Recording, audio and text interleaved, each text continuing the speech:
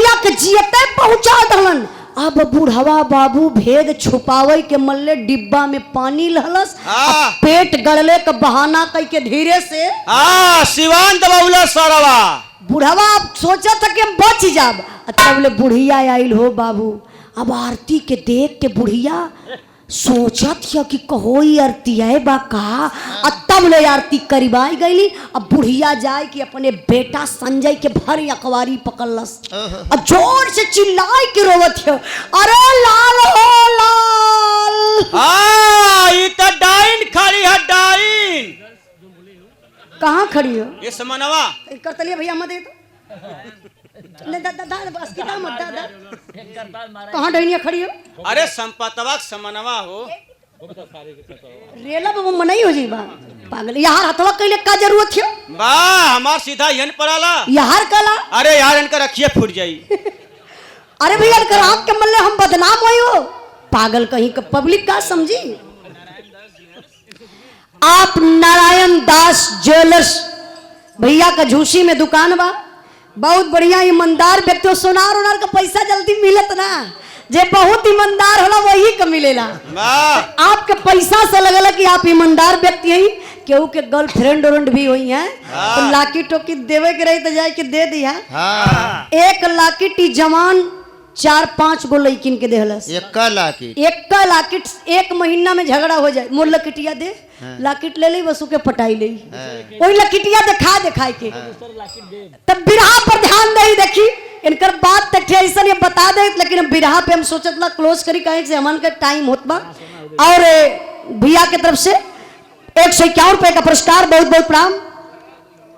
आप मोहित यादव युवा नेता है, बिरहा के आखिरी भाव पर समाजवादी पार्टी के नेता हैं, 100 रुपए का पुरस्कार, बहुत बहुत प्रणाम। तनी गौर करिएगा, बुढ़िया अपने बेटवा संजय के पकड़ के कलश, अरे लाल हो लाल, डैनिया आई गई फिरो तो के खाई। तनई कही के बुढ़िया धड़ाम से गिरल। लुग्गा उग्गा कुल खराब हो गयल। लुगवा कैसे खराब भेल? अरे वही धुरिया में लोढ़ा लगल। इहे लोढ़ा लगल का लगल पागल कहीं का मूर्ख आदमी। अब बुढ़िया धड़ाम से गिरल बेहोश। लोग कहें बुढ़िया का हाथ उभर गल, लेकिन मेरे बाबू गौर करिएगा कितना बड़ा वो बेदर्दी फौजी जवान बन गया।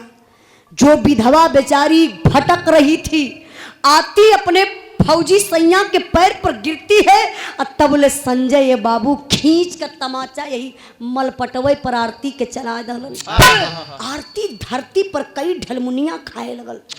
फिर उठल आरती, कलश पति देव आप ना पहचान तो हम के बनी। अरे आपका आरती हो जन 3 दिन का बेटावा छोड़ के गलला ना, ही आपका बेटा। फौजी जवान बोला, सुन आरती मैं तुझे पहचान रहा था, तू मेरी आरती थी लेकिन तू मेरी आरती है नहीं। तेरे जैसी नारी की मेरे जिंदगी में कोई जरूरत नहीं है। अरे क्या मैं शहीद हो गया? अब तू 10 लाख रुपया शहीदी रास पा गई, किसी पराये पुरुष के साथ में चली गई।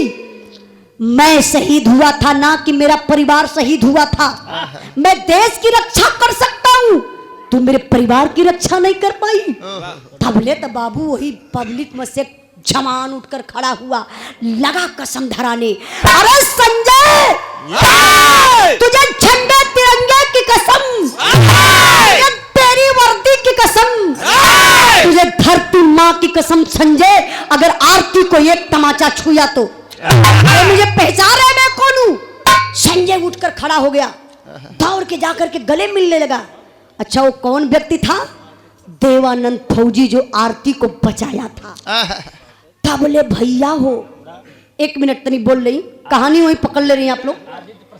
आप आएंगे बाबू। ओ देवानंद फौजी जो आरती को बचाया था, बोला सुन भाई, आरती को मैं ले गया था, अपने धर्म की बहन बना के अपने घर सुरक्षित रखा था। अगर तुझे सारी जानकारी चाहिए ना तो अपने पिता संपत को बुलाओ।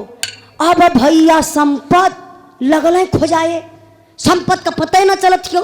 4-6 गो लड़का खोजत खोजत पौलन कहा, रहरी के खेते में। 265 वाली मार के सारा पकड़ के झुम्मत हाउ। अब यह